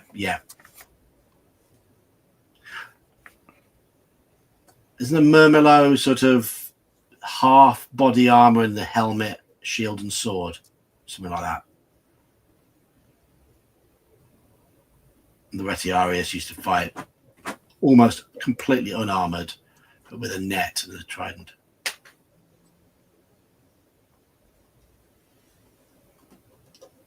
Murmilones, yes, under the Latin. Anyway, I'm gonna get off because I have work in the morning, so I'm gonna be up 8 hours from now, and I've got a long day ahead of me tomorrow. Work, running an RPG, and then driving a long stint into the night around the Nürburgring. So that's going to be a thank you, Coco. Yeah, it's going to be a fun day tomorrow. So thank you all. Thank you for joining me. Thank you, Iman. Thank you, Joker. Thank you, chat. You're welcome. Thank you. Thanks for having us. To both Mercurius and Daniel for the kind donations of memberships, and I'll probably see some of you tomorrow night for the MERP game, and I'll be streaming next Wednesday, assuming I've got the rules of Pendragon sorted. So yeah, looking forward to it.